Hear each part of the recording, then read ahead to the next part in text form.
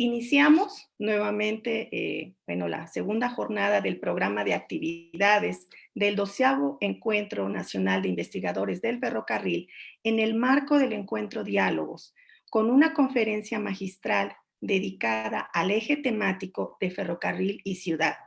En este sentido, para nosotros es un honor contar con la participación de la doctora María Alejandra Saus, quien ha realizado una importante labor en materia de investigación sobre la relación de los ferrocarriles y la ciudad, en particular para el caso argentino.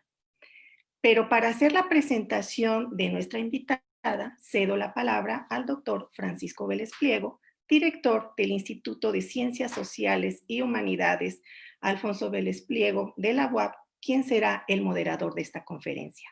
Doctor, le cedo la palabra. Gracias, Covadonga, por la presentación. Quisiera iniciar agradeciendo a la maestra Teresa Márquez, a Rosy Licea y a Román Moreno, todos ellos del Museo Nacional de Ferrocarril, pues por la invitación para poder participar en este evento, sin lugar a dudas, importante y significativo. En esta ocasión, para la presentación de esta ponencia, nos acompaña María Alejandra Saus, quien es doctora en arquitectura por la Universidad Nacional del Rosario, es arquitecta por la Universidad Nacional del Litoral, Argentina. Pertenece a la carrera de investigador científico del Consejo Nacional de Investigaciones Científicas y Técnicas, CONICET, y se desempeña como docente en la Facultad de Arquitectura, Diseño y Urbanismo de la Universidad Nacional del Litoral. Trabaja temas de integración del ferrocarril en el medio urbano desde el año 2008 y desde entonces ha publicado numerosos artículos y participado de otras tantas reuniones científicas y de proyectos. Ha sido becada para una estancia de investigación en la Fundación de los Ferrocarriles Españoles de Madrid en el año 2017 y ha organizado eventos para discutir las problemáticas contemporáneas del ferrocarril en la Argentina. Ha generado instancias colectivas de investigación, dictado seminarios de posgrado y se encuentra dirigiendo a varios tesistas. En esta ocasión, la doctora María Alejandra Saus compartirá con nosotros la conferencia Ferrocarril y Ciudad en el caso de Santa Fe, Argentina. Aportes teóricos e históricos entre dinámicas estructurales y prácticas locales. Sin más, los dejo con la doctora Alejandra Saus. Adelante, doctora. Bienvenida. Bueno, muchas gracias por la presentación, muchas gracias por la invitación. Me siento muy honrada por compartir esta instancia en este encuentro nacional de investigadores del ferrocarril. Y bueno, estoy muy ansiosa por ver los trabajos de los demás expositores, involucrarme un poco más y conocer lo que están haciendo los colegas. Bueno, como verán en esta presentación, en esta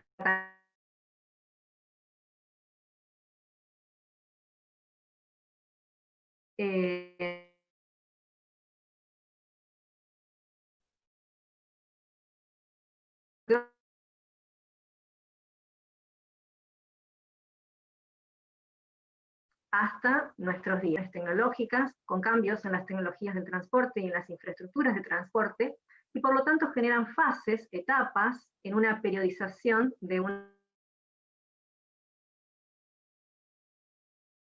ferrocarril o de una historia urbana orientada al ferrocarril. Trata de esta presentación, que es bastante panorámica, y voy a ir bastante rápido por cuestiones de tiempo, Pero bueno, cualquier duda que quede sobre algo pasado un poco rápidamente se puede profundizar luego en la instancia de las preguntas. Adelante, por favor. Bueno, ¿de dónde sale un poco esta idea de trabajar con los ciclos? En primer lugar, de una tesis de historia urbana defendida en el año 2013 y publicada en el 2014 por la Universidad Nacional del Rosario, en donde he trabajado la relación ferrocarril y ciudad como una construcción espacial, como un paradigma. En realidad es una relación, el objeto de estudio es esa relación, y a lo largo de, como dije antes, toda la historia del ferrocarril en la Argentina. Adelante. Bueno, como decía antes, es una perspectiva de historia urbana de larga duración. Quiere decir que se aborda el ferrocarril desde el momento en que fue creado y se construyó la primera estación en Santa Fe en 1885, hasta 1989, que con la Ley de Reforma del Estado y las políticas neoliberales de la Argentina, los ferrocarriles interurbanos de pasajeros fueron cerrados y los demás tipos de tráfico fueron concesionados. Adelante, por favor. Como decía recién, es un paradigma que se puede asociar la infraestructura ferroviaria con los procesos de urbanización, forma parte de un paradigma a partir del cual me han inspirado muchos autores, sobre todo autores europeos, no es un invento mío, y ese trabajo se ha desarrollado alrededor o en torno a las 3 estaciones ferroviarias que ha tenido la ciudad de Santa Fe. Y a la vez incorpora actuaciones recientes. ¿Qué quiere decir? Que si bien la tesis cerraba su priorización en 1989, la tesis sigue progresando y sigue avanzando, sigue puliendo su construcción teórica, su marco teórico, y también sigue incorporando procesos recientes. Por eso que la exposición llega hasta nuestros días. Rápidamente, para presentar la ciudad de Santa Fe, que es una ciudad intermedia de la Argentina, capital de provincia, que ha tenido, como dije antes, 3 estaciones ferroviarias. La primera, adelante por favor, fue localizada en donde está el número 1, en 1885, que era en principio de capitales provinciales y luego fue comprada o vendida, mejor dicho, al capital francés. La segunda, que es el ferrocarril Buenos Aires y Rosario, que era de capital británico, que luego se fusionó con otro de capital británico, que es el Central Argentino, y finalmente fue nacionalizada con el nombre de Mitre, Ferrocarril Mitre. Y la tercera, que es el ferrocarril Central Norte Argentino, que terminó su etapa constructiva alrededor de 1919, que era un ferrocarril estatal, que luego fue nacionalizado con el nombre de Ferrocarril Nacional General Belgrano. Adelante, por favor. Bien, ¿por qué trabajar la idea de las fases? Un poquito más atrás, ahí está. Como dijimos, es un paradigma articular ferrocarril y ciudad. ¿Pero por qué la idea de las fases? Porque entendemos que el ferrocarril va atravesando por diferentes ciclos, por diferentes etapas que tienen que ver con los procesos de acumulación capitalista, de los cuales el ferrocarril es un vector. Y en ese sentido, esa concepción me permitió determinar para Santa Fe 3 fases, que son 3 fases estructurales que muchas de nuestras ciudades, muchas de las ciudades de nuestra región y la del mundo las han atravesado, pero que en esas diferentes etapas el ferrocarril va siendo visto primero como una oportunidad cuando fue creado en el siglo XIX, ya avanzado el siglo XX va a empezar a ser percibido como un problema para las ciudades por todos los problemas de continuidad y de los peligros que genera para la estructura urbana, y una fase más reciente que la pongo entre signos de interrogación porque aún está abierto definir si va a ser una oportunidad esta última para la ciudad o no. Adelante, por favor. Ahora, ¿de dónde viene esta idea de los ciclos, de las etapas? Y bueno, si bien hay muchos autores contemporáneos que lo trabajan, su raíz está en el economista ruso Nikolai Kondratiev, que define la teoría del ciclo económico como los movimientos de ascenso y descenso de la actividad económica en torno a un crecimiento tendencial con fases bien definidas. ¿Cuáles son esas fases? Una economía entra en un proceso de recuperación, luego transita por uno de expansión, al que le sigue uno de desaceleración y uno de recesión. Esas serían las 4 etapas de una onda, ¿no? De lo que sería una onda. Y por ejemplo, al momento de la revolución industrial tenía como su elemento destacado del desarrollo al telar a vapor, por ejemplo. Luego ya hacia 1850 va a ser el propio ferrocarril, pero bueno, esto luego va a decaer hacia principios del siglo XX y el nuevo elemento del desarrollo va a ser la industria eléctrica y química, a la que le va a seguir la petroquímica y más recientemente la informática. Entonces, cada una de estas olas tienen estas 4 etapas y esas olas se van repitiendo en el tiempo. Adelante, por favor. Obviamente, Kondratiev, por la fecha de su muerte, pudo ver solamente hasta la tercera ola o onda, pero sus sucesores, los autores más recientes, dicen que, bueno, que en este momento estaríamos en una 6ª ola, a la que muchos atribuyen su comienzo en la crisis económico-financiera del 2008. Adelante, por favor. También se articula esta teoría con las posteriores aportaciones historiográficas del historiador Fernand Braudel, la idea de la longue durée, que es necesario considerar la historia en su larga duración y que esa historia tiene que ser compleja y que tiene que atravesar también a la geografía y también a la economía, y no quedarse solo con el acontecimiento, que Braudel decía que era la espuma de la ola de la historia, y también se articula con otras aportaciones, por ejemplo, las de Giovanni Arrighi, que es este economista dedicado a la economía política, que ha trabajado también un poco inspirado en la idea de la larga duración, una historia de la acumulación capitalista y de las alternancias hegemónicas entre expansiones productivas y expansiones financieras. De modo que si a principios del siglo XX Gran Bretaña va perdiendo su hegemonía y pasa a ser relevada por la hegemonía norteamericana, esto también tiene que ver con una expansión financiera que le permite a Gran Bretaña financiar la expansión económica de Estados Unidos. Ahora bien, hay otros autores más contemporáneos que empiezan a hacer trascender esta teoría económica y esta teoría de la historia hacia las ciencias sociales en general. Entonces, por ejemplo, Schumpeter va a ser quien expanda esta teoría de Kondratiev en Occidente y va a dar particular importancia a las innovaciones tecnológicas, porque Kondratiev no le atribuye ninguna causa particular a estas ondas y a estas expansiones económicas y a la idea del cambio, pero para Schumpeter sí ya va a estar directamente vinculado a las innovaciones tecnológicas. Y otra contribución muy importante también dentro de los neo-schumpeterianos va a ser la idea de que las revoluciones tecnológicas generan paradigmas tecnoeconómicos. Entonces esto ya se sale de la teoría económica y empieza a atravesar a todas las ciencias sociales, de modo que ese paradigma es una especie de sentido común que regula nuestras formas de organización, nuestras instituciones y las formas de regulación del Estado. Entonces esta idea me parece muy productiva porque en tanto paradigma impregna, pone un prisma a través del cual concebimos la vida en sociedad y cómo nos organizamos en sociedad y cómo organizamos nuestros procesos productivos, y al salirse de la teoría económica me resultó muy interesante para mi trabajo. Y el paso siguiente, que es el que nos permite arribar al espacio, porque hasta ahora estuvimos en la teoría económica, en la historiografía, en las ciencias sociales, pero no hablamos del espacio.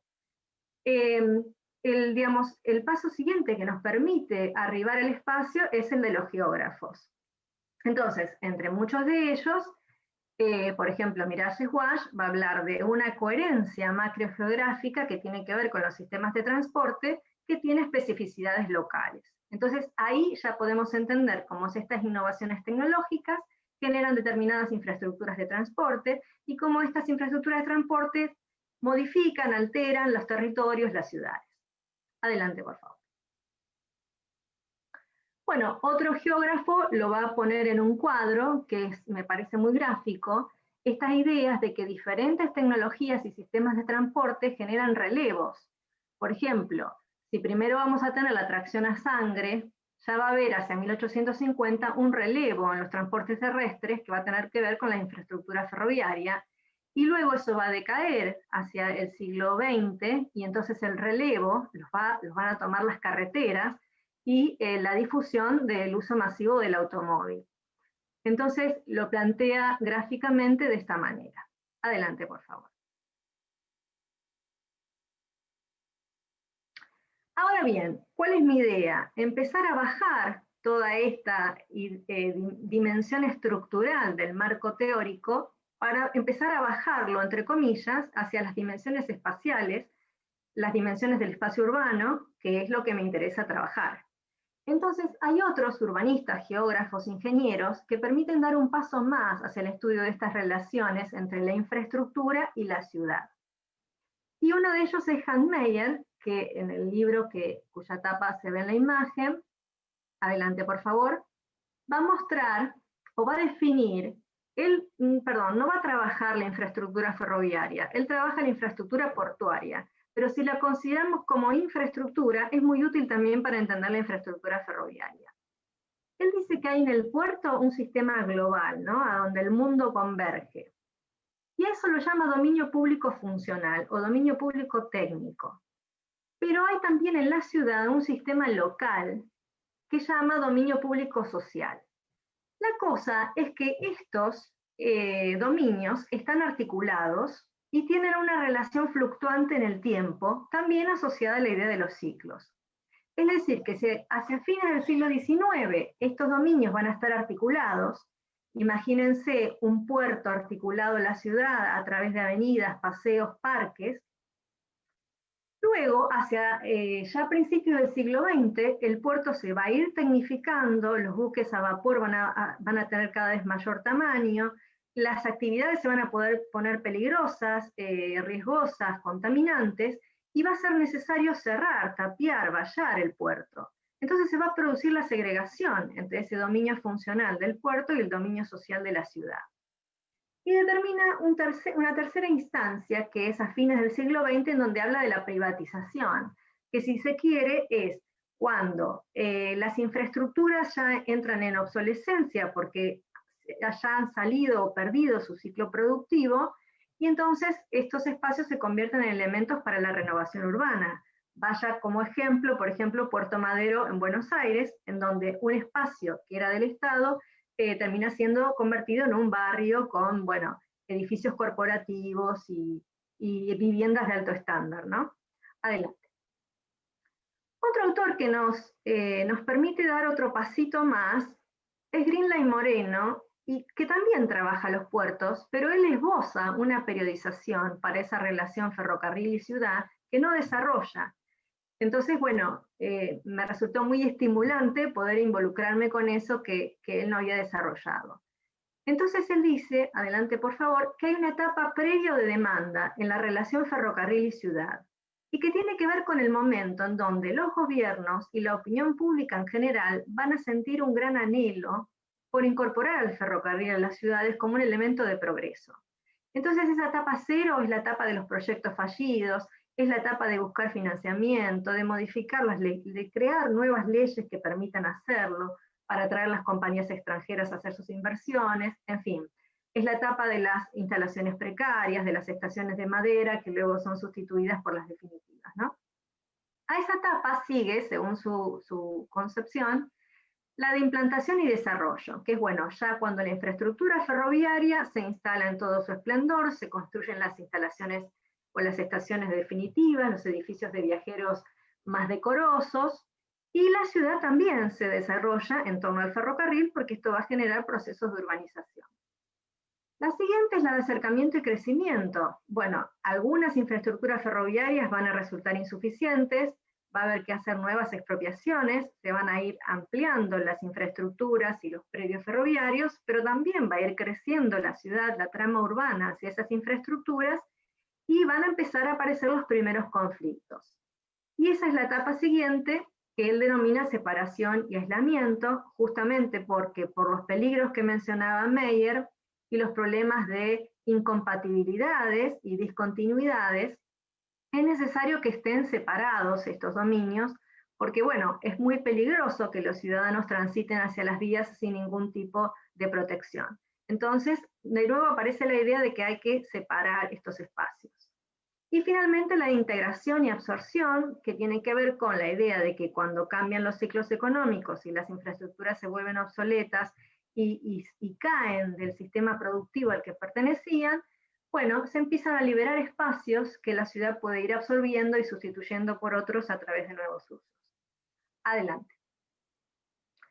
Bueno, y uno de los autores que más ha sido de utilidad en mi caso, para mi trabajo, es Santos y Ganges, porque ha permitido dar otro pasito más allá, y que es no solamente cómo estos espacios se relacionan en lo meramente geográfico de la geografía urbana, sino entender que son dos espacios que tienen gestiones diferentes, y esa es la principal fuente de conflictos durante todo el siglo XX. Generalmente el ferrocarril va a estar en la órbita del Estado Nacional, la ciudad va a estar en la órbita del Estado Municipal, y esto es una enorme fuente de conflictos, cada uno en su lógica, cada uno con sus administraciones, cada uno con sus leyes, y esto muchas veces ha generado la parálisis de muchos proyectos. Otra cosa que va a aportar Santos y Ganges es la idea de que el edificio de viajeros es un foco de centralidad urbanística, y esto tiene que ver con los procesos de urbanización que se han disparado en torno a esas estaciones, generando nuevas centralidades.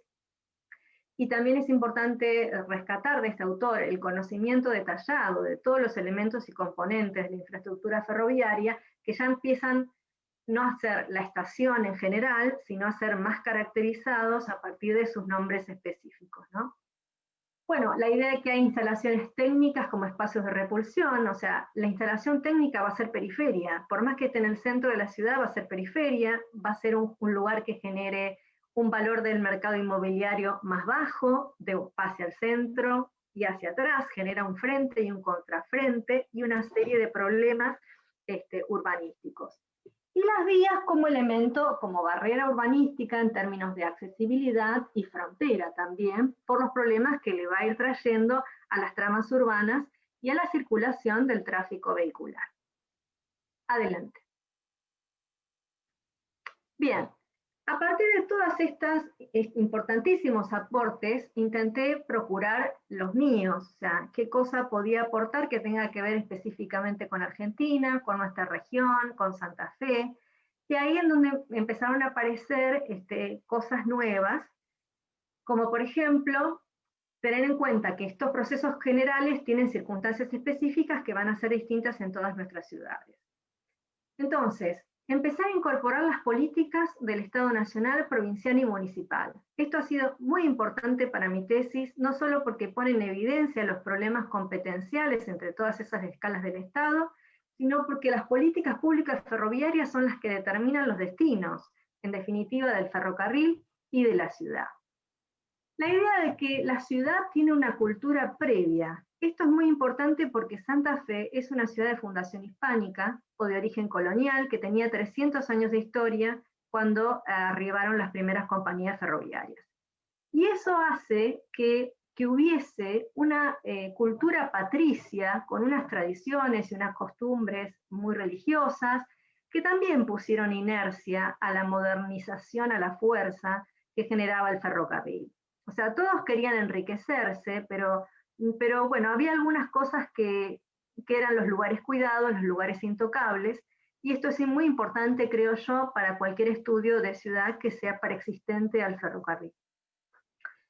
Las estrategias empresariales y los tipos de estaciones. Esto es otra cuestión muy importante, involucrarse con las historias corporativas de las compañías.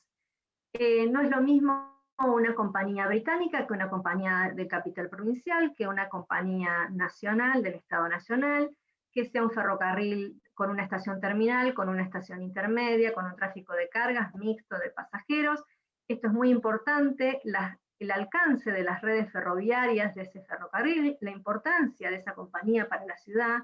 Todo esto tiene que ver también con los factores de localización y las peculiaridades de los entornos en los cuales se van a construir estas estaciones.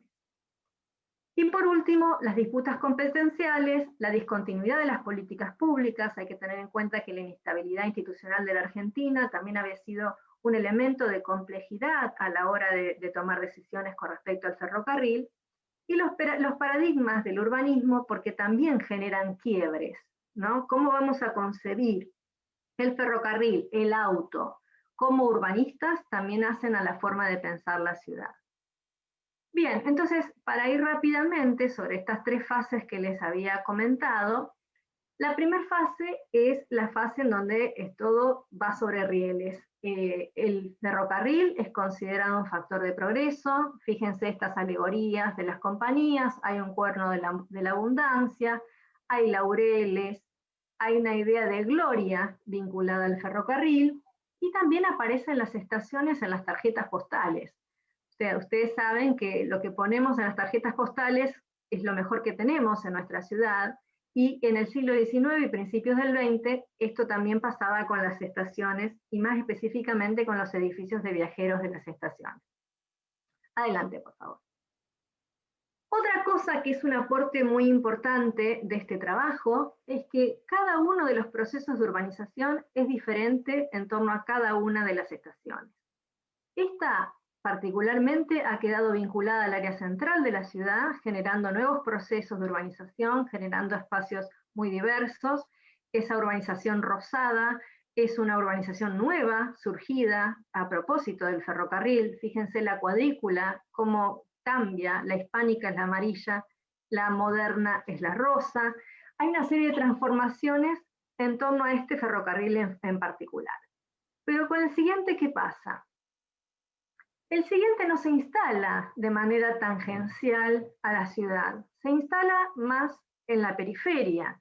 Fíjense, la cuadrícula más rayada es la más compacta, ¿no? Y encima se instala con su edificio de viajeros orientado hacia la periferia. O sea, una cosa rarísima: la fachada de la estación no está orientada hacia el centro de la ciudad, está orientada hacia la periferia de la ciudad. Por si fuera poco, este sector es inundable. Y por si fuera poco, un estudio, que esto es muy interesante también metodológicamente, de la evolución de las ordenanzas que regulaban el ejercicio de la prostitución en la ciudad, cómo se puede ver en el verde, que es el permitido, diferentes momentos históricos en donde se va corriendo el área permitida para el ejercicio de la prostitución y la instalación de casas de tolerancia, hasta que en 1929 el área queda circunscripta directamente a la parte de atrás de esta estación, que es la que se ve más hacia el oeste. Adelante. Y bueno, la estación del Estado Nacional, ¿no? Con su escala, con su incorporación a un bulevar súper importante de la ciudad, con la incorporación de pérgolas, de equipamiento, que hace que este ferrocarril sea importante y que el lugar de la ciudad que ocupa también lo sea, y que los procesos de urbanización que se dieron posteriormente, y sobre todo de intervención de obra pública, lo acompañaron. Adelante. Ahora, cuando se piensa en la articulación entre el dominio técnico de la infraestructura y el dominio social de la ciudad, como lo decía Meyer, fíjense este proyecto de un intendente de 1910 que intenta articular estos nuevos equipamientos ferroviarios a la ciudad, y cómo, al plantear una avenida central en el casco histórico de la ciudad, que es lo que se ve a la derecha, lamentablemente ahora no puedo indicarlo, no plantea la continuidad de esa avenida central hasta la estación, como si fuese una metáfora de que el casco histórico con su religiosidad no se mezcla con el mercantilismo y la prostitución del ferrocarril. Adelante, por favor. Bueno, en la fase siguiente, el ferrocarril empieza a ser un problema para la ciudad, y hay toda una construcción discursiva en torno a que existe una especie de imperialismo británico velado, que particularmente Scalabrini Ortiz, un periodista y político argentino, escribió muchos ensayos acerca de eso, de cómo detrás de las compañías ferroviarias estaba el imperialismo británico. Y entonces se construye una diatriba de que es necesario nacionalizar a los ferrocarriles, porque esto es un sistema de dominación. Entonces, bueno, Juan Domingo Perón los va a nacionalizar desde su gobierno de orientación socialista en 1948, y también empieza la idea de que de nuevo, el ferrocarril es un problema. O sea, antes de cruzar, párese, escuche y mire, o sea, tenga cuidado con este monstruo que atraviesa las ciudades. Y el automóvil, que aparece como el nuevo fetiche del nuevo paradigma tecnoeconómico del siglo XX. Adelante. Bueno, rápidamente vamos a seguir hablando de las tres mismas estaciones, o sea que aquella estación que en principio estaba en una tarjeta postal, ahora aparece en una crónica periodística en la que se dice, esta es una ciudad partida en dos, para abrir causa al progreso de Santa Fe es necesario aventar lejos esta estación. O sea, ahora nadie quiere a esta estación, esta es una crónica de la década del 30, bueno, allí hay una foto de cómo estaba insertada la infraestructura en el tejido urbano, pero es una foto de la década del 60. Y adelante, bueno, la idea de que las vías separan barrios y divide la ciudad en dos. La siguiente. Bueno, la que era la estación prostibularia va a empezar a aparecer en la década del 30 como un viejo caserón de un aspecto interno y externo deplorable, o sea, nuevamente esta construcción discursiva acerca de que esto ya es un elemento obsoleto, que el paradigma tecnológico es otro y que esto es necesario que sea reemplazado. La siguiente.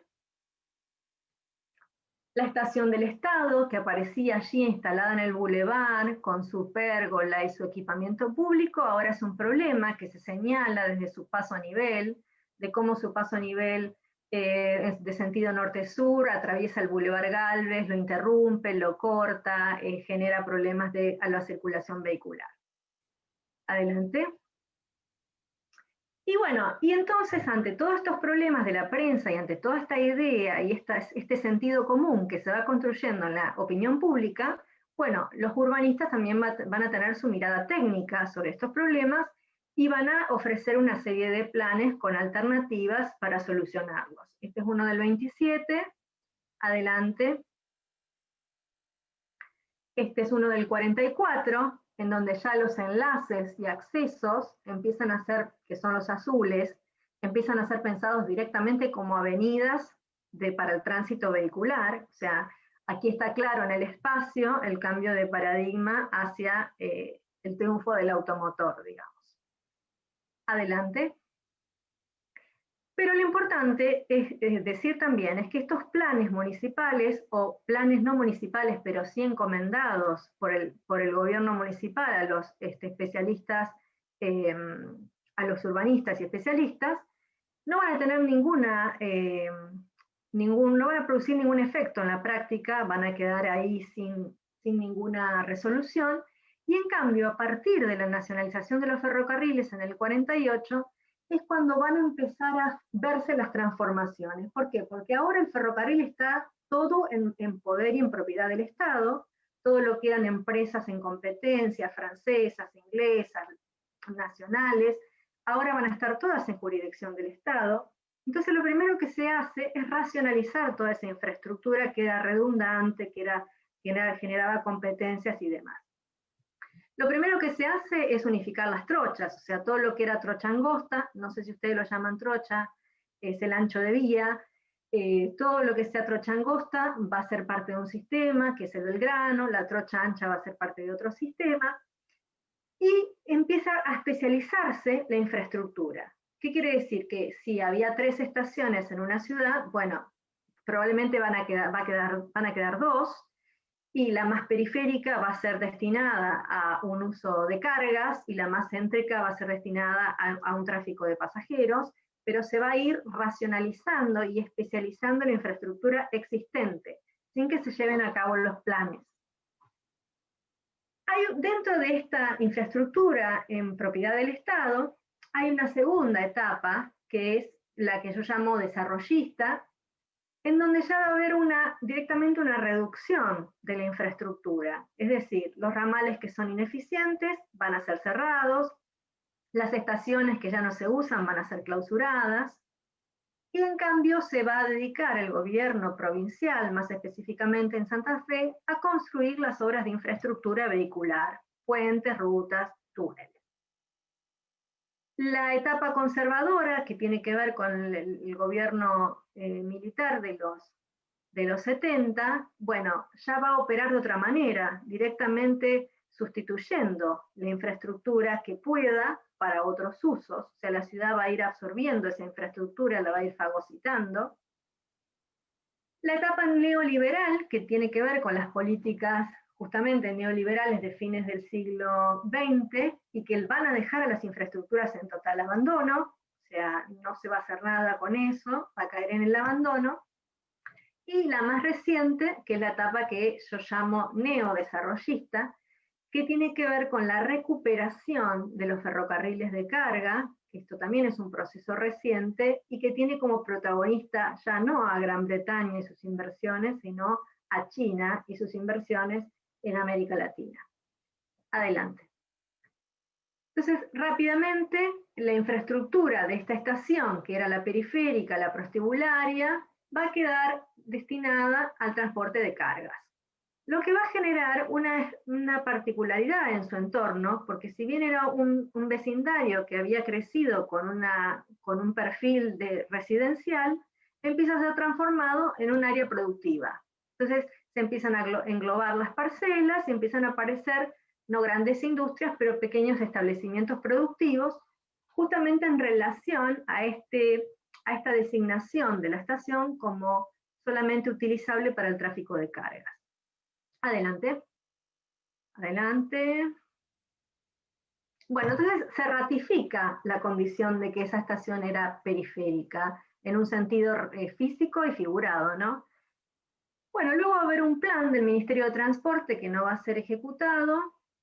¿Y qué hace la estrategia desarrollista?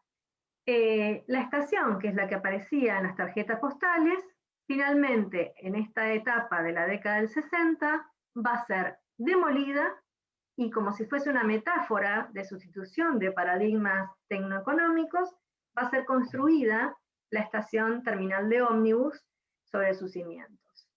También se va a construir un viaducto, un túnel subfluvial que fue, creo que, el primero en Latinoamérica durante mucho tiempo.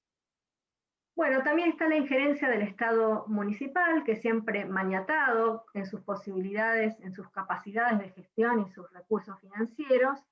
Pero fíjense en este plan, la infraestructura ferroviaria se propone como esa área roja al oeste, y ustedes pueden ver fácilmente que si uno la saca, elimina esa parte, no modifica en nada la estructura de la ciudad, o sea, lo que habla de un sistema que en esa época ya se consideraba completamente prescindible. Adelante. Y finalmente la estrategia conservadora tiene que ver con cómo la ciudad va absorbiendo esas infraestructuras obsoletas, esos espacios vacantes, esas infraestructuras abandonadas. Y en el caso de Santa Fe particularmente aparecen tres usos. Parte de la infraestructura del cuadro de la estación del ferrocarril Santa Fe se va a convertir en un barrio residencial. Adelante. El acceso a esa estación va a ser consumido, va a ser una traza consumida por otros usos, y con un puente ferroviario, finalmente pues, el acceso al puente va a ser convertido en un parque infantil. Adelante. Bueno, aquí es donde se ve la urbanización y adelante las imágenes, cómo quedó el cuadro de estación y el predio edificado a partir de una especie de barrio jardín, digamos, en pleno centro. Adelante. Bueno, el acceso, que es el segmento verde, que lo pueden ver en esa foto en blanco y negro, en esa foto aérea, pero que bueno, esto también es muy interesante desde el punto de vista metodológico, cómo se puede ir haciendo un estudio de la evolución del patrón catastral de esa traza, tomando diferentes manzanas. Entonces yo abordé cada una de las manzanas que atravesaba la traza, y de ese modo fui construyendo esa evolución del patrón catastral.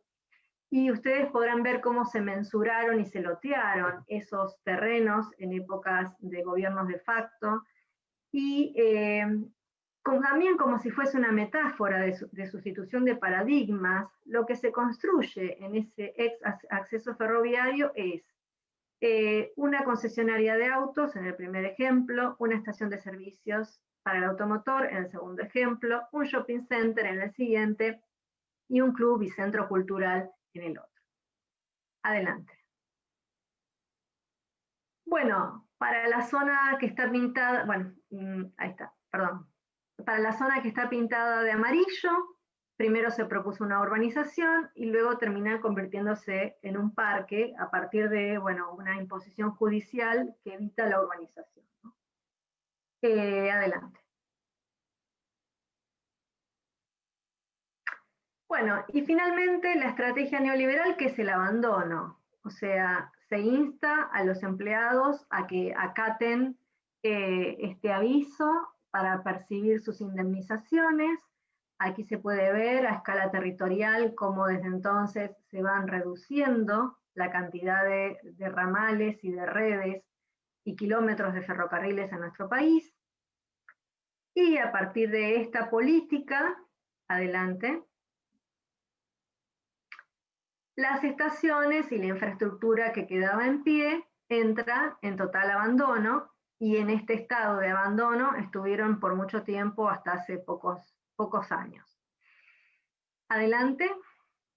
Y ya para terminar, la última fase de este ciclo, como decía antes, tiene que ver con la geopolítica china y su estrategia ferroviaria en América Latina, y su posicionamiento a partir de inversiones ferroviarias y el financiamiento de los proyectos ferroviarios en la recuperación de los ferrocarriles de carga, particularmente interesada en la exportación de soja argentina.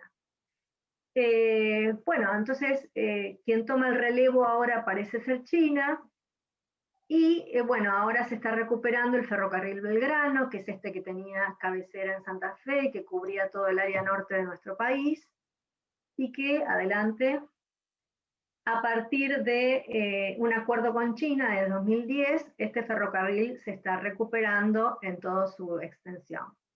Esto implica para Santa Fe un plan de circunvalación ferroviaria, que es el desvío que está pintado en rojo, por lo cual los accesos y enlaces que están en verde quedarían desafectados a partir de esta circunvalación, que terminaría en el año 2023.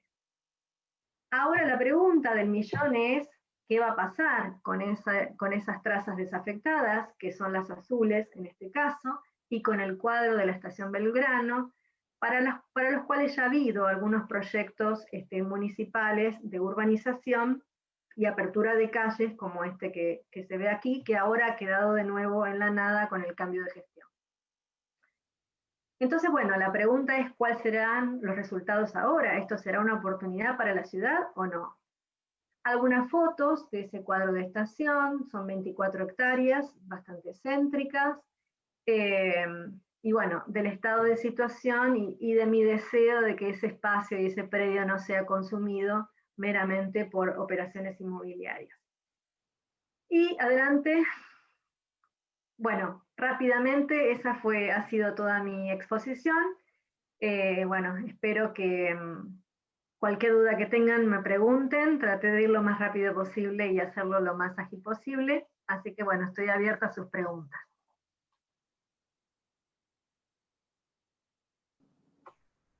Agradecemos a la doctora Alejandra su presentación. Me parece que vale la pena, antes de dar cabida a las preguntas que provengan de los participantes, comentar algunos aspectos que en lo particular me parecen muy relevantes de la ponencia. En primer lugar, estoy realmente muy gratamente sorprendido por el enfoque multidisciplinario, es decir, por la aproximación multidisciplinaria a la problemática de la relación entre la infraestructura a distintas escalas, escala nacional, escala regional y escala local, con lo que son los procesos particulares relacionados con la expansión física como un paradigma general, digamos, que atañe al conjunto de las ciudades en el mundo, y los aspectos particulares en el caso de Santa Fe.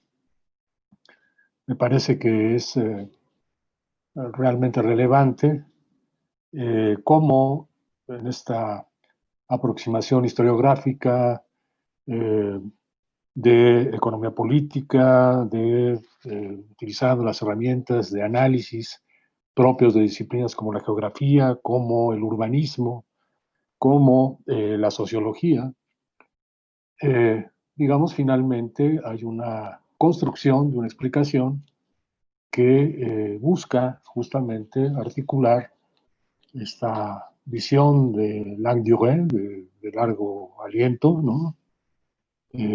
Propia, digamos, de la Escuela de los Anales, con estos procesos particulares relacionados con la forma en que los ciclos económicos, otra visión, no propiamente historiográfica, sino proveniente de la economía política, de la economía como disciplina también, a lo que ocurre con nuestras ciudades.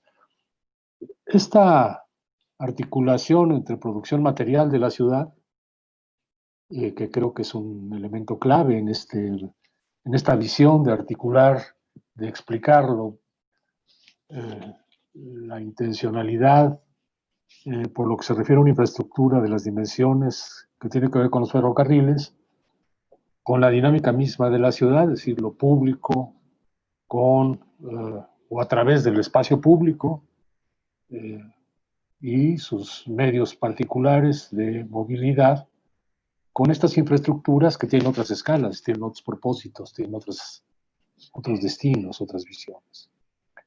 Me parece que es un ejercicio muy bien logrado, en particular me gustó mucho, y creo que, digamos, es un modelo de análisis que claramente puede servirnos como referente para analizar, contrastar, hacer análisis comparativos entre este proceso también descrito con lo que ocurre en otras ciudades en América Latina, particularmente el caso de México, que igual este esfuerzo de desarrollo de una red de infraestructura ferroviaria también se inicia en el siglo XIX en el marco precisamente de estos grandes conceptos, la idea de progreso, la idea de modernidad, que va teniendo sus propias particularidades en cada estado nacional, pero también va a tener sus propias particularidades en su aplicación como concepto general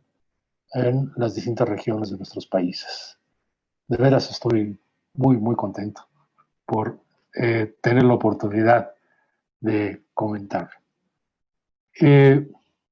Hay un conjunto de preguntas que se están haciendo a través del chat.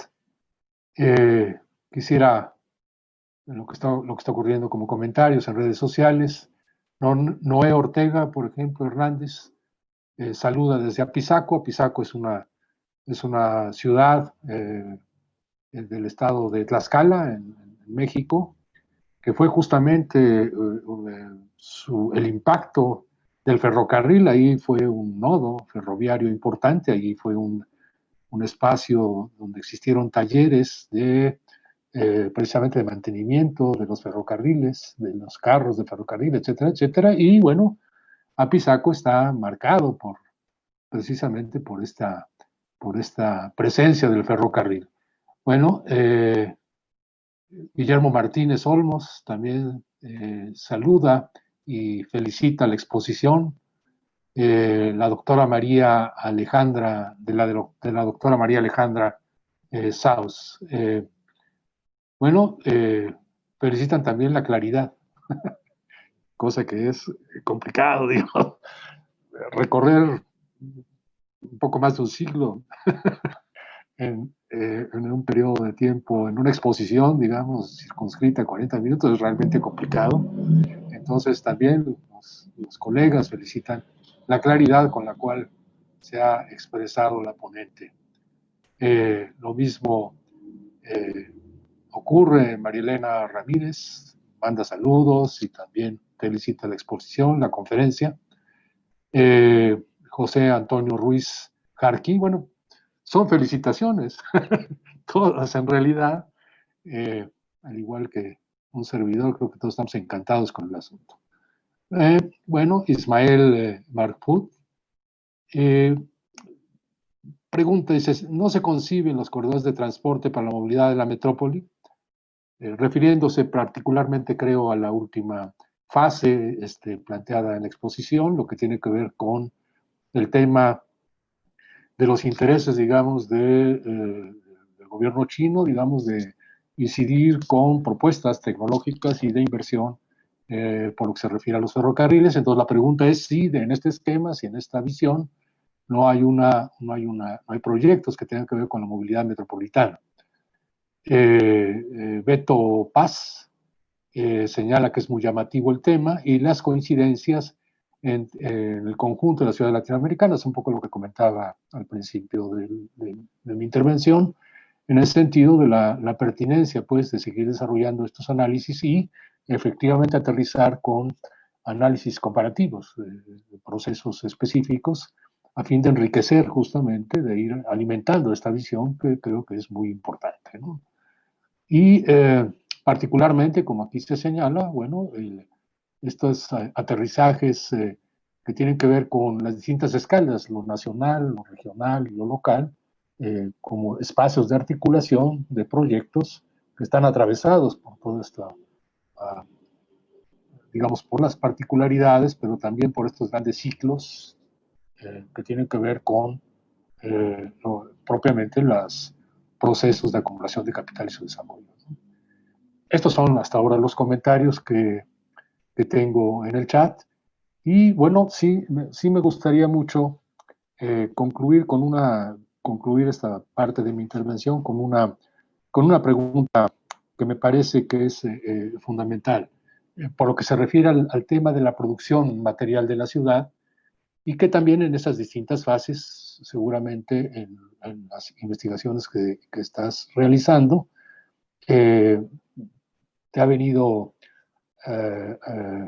digamos, se ha venido haciendo evidente, que es la forma en que se organizan los actores sociales en el proceso de producción material de la ciudad, que también van cambiando con el tiempo. Es decir, los actores relacionados, no solamente los de carácter público, los institucionales, sino también lo que tiene que ver con la lógica de la inmobiliaria misma. Es decir, la ciudad como objeto de inversión, sus distintos componentes, todos estos desarrollos inmobiliarios y la forma en que también, digamos, en este proceso se va perdiendo también, sobre todo en la última etapa, la centralidad de lo público en todos los niveles. Lo público no solamente como concepto, no solamente como una definición de las responsabilidades del Estado frente a su población, sino también lo público por lo que se refiere a la pérdida de estos territorios particulares que hacen a la ciudad como un elemento fundamental de convivencia social. Entonces, ¿cómo es que has percibido este tema? Para cerrar este primer bloque y hacerte una pregunta concreta, en lo que llegan los demás comentarios. No sé si quieres responder. Sí, encantada. No, en primer lugar agradecer las felicitaciones. Yo encantada de estar acá, estoy muy contenta de estar en este encuentro. Con respecto a la pregunta de Ismael, creo que él preguntaba si las trazas ferroviarias desafectadas por estos últimos planes podrían ser utilizadas para resolver los problemas de movilidad actuales de la ciudad. Y sí, estoy convencida de ello y estoy trabajando en diversos proyectos con diversos integrantes eh, para que eso sea posible, digamos, para que esas trazas no se consuman y que para que el cuadro de estación no sea meramente un terreno para la especulación inmobiliaria, sino que incluso se prevea la posibilidad de recuperar la estación, aunque sea para un tren de cercanías. O sea que es mi deseo y es lo que estoy trabajando en ello desde la academia. Sería muy penoso que esas trazas se consumieran. Pero por supuesto yo no decido los destinos de la ciudad, así que solo puedo trabajar en pos de ello, pero no tengo capacidad de resolverlo. Y con respecto a tu pregunta, Sí, bueno, hay toda una teorización acerca de lo que es el extractivismo inmobiliario y cómo la ciudad se está convirtiendo en un objeto de la especulación inmobiliaria per se. En este momento hay ciudades en donde hay muchísima oferta de vivienda, por ejemplo en Buenos Aires. Hay muchísima oferta de viviendas, de unidades de vivienda de alto estándar, y no ha sido resuelto el déficit habitacional. Entonces, uno se pregunta, ¿para quién se construyen tantas viviendas o para qué se construyen? Bueno, esto lo plantea también para Villa Cobos y Psicolelia. Sí, es un negocio en el cual se invierte dinero que viene del capital financiero, pero que claramente está sustituyendo el perfil productivo que tenían estas infraestructuras y las está concibiendo como meros terrenos para dar espacio al nuevo perfil de capitalismo financiero, que es el que está financiando la construcción de torres de viviendas a partir de consorcios y fideicomisos, sobre todo aquí en Argentina, luego de la crisis del 2001, cuando fueron retenidos los plazos fijos de los ahorristas, empezó a haber poca confianza en ese tipo de inversiones y entonces muchos inversionistas se volcaron hacia la construcción, hacia la participación como inversionistas en la construcción de edificios en torres, justamente como una manera de resguardar su renta. Y entonces, bueno, hay toda una construcción en la ciudad que no está respondiendo a un crecimiento demográfico. Es un crecimiento de la ciudad en altura, que además empuja a otros sectores de la ciudad a vivir en la periferia, porque no pueden costear los precios de los terrenos en áreas centrales, lo cual genera a su vez otro terrible problema de movilidad debido a los enormes desplazamientos. Y esto, bueno, podemos coincidir en esto muchas ciudades de América Latina. Sí, así que en esta nueva fase también están las infraestructuras ferroviarias como en disputa por esas nuevas formas de construcción material de la ciudad. Pues muchas gracias por tus respuestas. Quisiera ir cerrando la presentación. Hay unos últimos comentarios. Tere Márquez, la directora del Museo Nacional del Ferrocarril, felicita la participación, la intervención, la exposición. Claramente la marca como de gran lujo. Le agradece la presentación. Lo mismo ocurre con María Isabel Galindo y con Diego Castro Morales, quien manda saludos desde Chapala. Chapala, estamos hablando de Jalisco. También Antonio Ruiz Jarquín. Recuerda que cuando mencionaste la liquidación de los ferrocarriles en la época neoliberal, recordó una película argentina que se llama Próxima Salida. Entonces, manda un saludo también al de Aldo Lara Parra, que son de Santa Fe y van a defender el ferrocarril. Te mandan un mensaje al respecto. Pues vamos cerrando, el tiempo es un tirano. Quisiera agradecerte a nombre de todos los que hemos participado en este ejercicio, darte las gracias, Alejandra, por tu presentación y quisiera invitar a todos los que han participado a que sigan las transmisiones de este magno evento que ha organizado el Museo Nacional del Ferrocarril. Se tendrá a las 12 horas la presentación editorial de El Ferrocarril en México, 1880 a 1900, Tiempo, Espacio y Percepción, del maestro Alejandro Semo. Agradecerte nuevamente, Alejandra, por tu presentación, por tu excelente presentación, por lo que ya comenté desde el principio, por el gusto que nos da recibirte y conocerte aquí en México. Gracias. La agradecida soy yo. Estoy muy ansiosa por escuchar a los demás expositores, por conocer los trabajos que hay sobre México. Y bueno, nuevamente, honrada estoy yo. Gracias. Muchas gracias, doctor.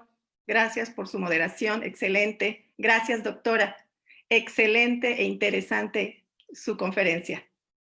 Para quienes nos siguen en esta transmisión, los esperamos, como comentó el doctor, a las 12 horas para la presentación del libro. Hasta luego.